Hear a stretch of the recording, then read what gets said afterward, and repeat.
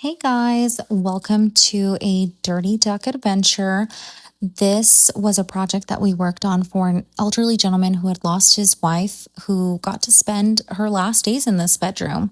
As you can see, this is a situation that got completely out of control. And you could really tell by his demeanor that he was embarrassed by this.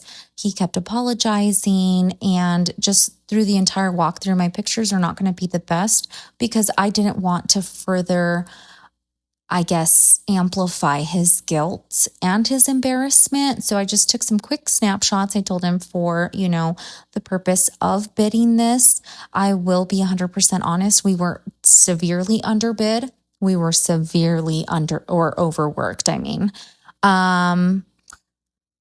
This was a situation where a home health care worker came in, was supposed to be taking care of his wife while he was battling his own health issues. She stole, she let, a rodent infestation happen. His wife was just in absolute treacherous conditions. When we finally removed all of the items, we could really see that this was not a normal living situation for them. Underneath all of it, we could really see where they used to maintain. The bathroom itself was crazy. The closet, unfortunately, we did have to dispose of a lot of her items, which is a shame. She was truly a diva, as he would have called her himself.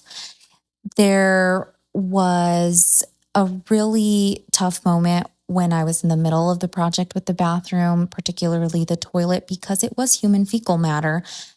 I didn't think I was going to see the light. But the most rewarding part of it all was when I finally finished this, and the rest of my team helped me finish the house itself, except for the room that he had kind of cornered himself away into. And when we did the final walkthrough, his expression of just pure gratitude was honestly the most gut-wrenching thing I've had to experience in a really long time.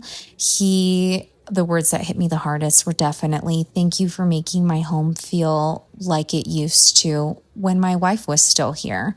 We didn't live like this." And it's a real shame because we see this quite often in our elderly community, where they're often pushed aside or they're forgotten. And unfortunately for him, his son had also passed. So the only person he had was his little pup, who he calls his baby.